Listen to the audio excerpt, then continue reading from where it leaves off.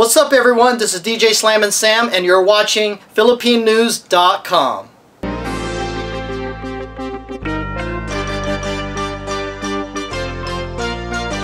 do with the fact that it's a temporary status, and immigrant families, particularly those families who have mixed status where there are undocumented as well as documented, have to make these very careful calculations about whether this is something that they should risk. There is also sort of a history of the kind of complicated immigration system where in the Filipino community there are thousands of people who have approved petitions but no visas. And they're waiting for those visas to happen. And because the waiting period can be 10 to 22 years, people risk coming here as on temporary visas, either as visitors or temporary workers, and basically staying here to be with their family in order to wait for that visa to happen. So the problems within the family petitioning system has driven the number of undocumented in the Filipino community, and we're not alone. I mean, I'm sure that this is the same in the Mexican community and all these communities that have very, very, very long backlogs waiting for those visas to happen.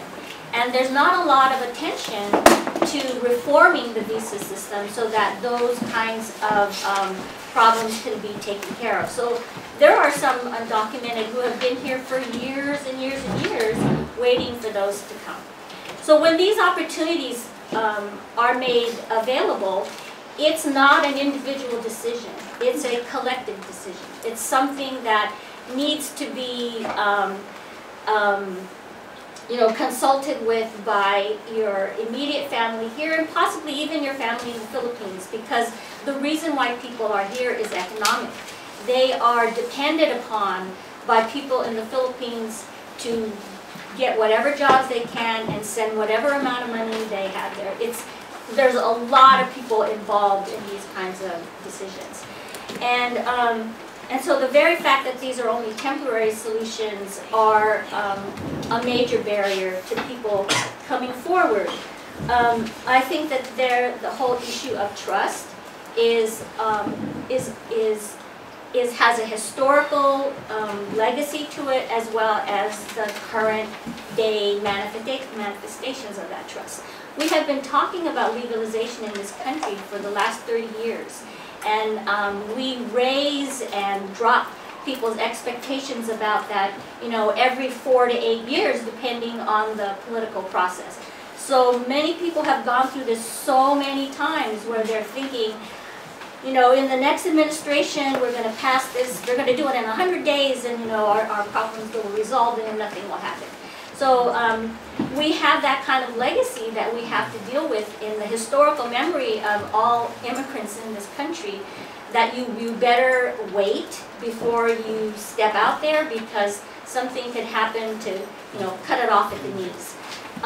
Plus there's just the long history of anti-immigrant sentiment in this country that goes all the way back for the Philippines to the Philippine-American War. Where the United States was supposed to come there to, liberate the Philippines and instead colonize the Philippines. And ever since then, there's other examples where you can't trust the government because we recruited Filipinos to fight on the side of the United States during World War II, promising them citizenship and then reneging on that. Here in this country, people came and there were anti-miscegenation laws, there were alien land laws, there were all these different laws historically that have been passed and that have been used to make people feel, as she says, that they're outsiders and will always be outsiders. So that there's a lot of work that we need to do to sort of build that trust, not only in this government, but in the whole concept of government, as she's saying. And then I think part of it is our own fault.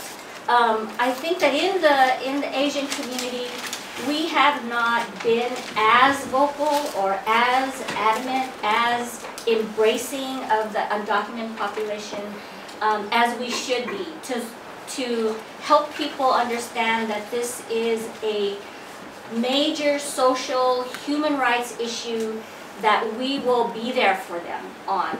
I think too many times people think that this is their own personal problem and that they're going to have to solve it by themselves, and that the Asian community isn't going to have their back when it comes to the issue of detention and deportation, increasing enforcement programs, even fighting on whether or not this particular program will be protected and implemented.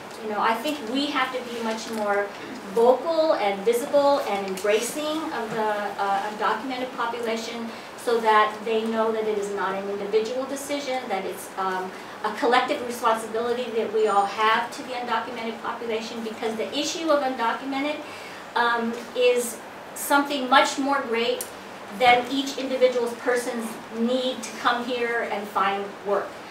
There's the whole kind of neoliberal politics that create poverty around the world, environmental degradation, where people have to leave their home countries in order to find someplace else to survive. We have to take responsibility for all of that and provide all those people who are part of the world migration of people, which is growing all the time, some relief where they have to go to survive.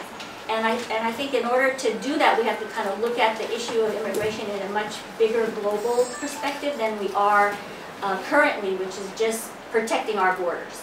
And a lot of times, I think what happens in the immigrant community is we're hit with this argument that it's the law.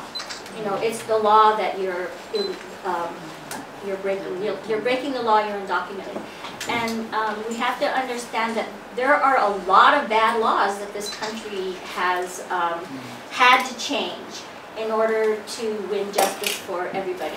There's slavery, there's indentured servitude, there's anti-miscegenation laws. There are all these Jim Crow laws, very bad laws that we have to organize around. And in order for people to feel safe to step forward, I think we have to increase our organizing and hold not only the very out there vocal Tea Party, Republican, anti-immigrants, but even the Democratic Party accountable to their promises.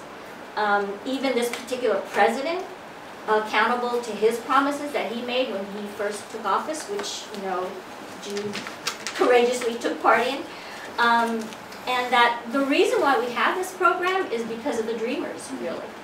It was the Dreamers who stuck to their guns about, not being afraid and coming forward. And I think that we have to kind of continue this in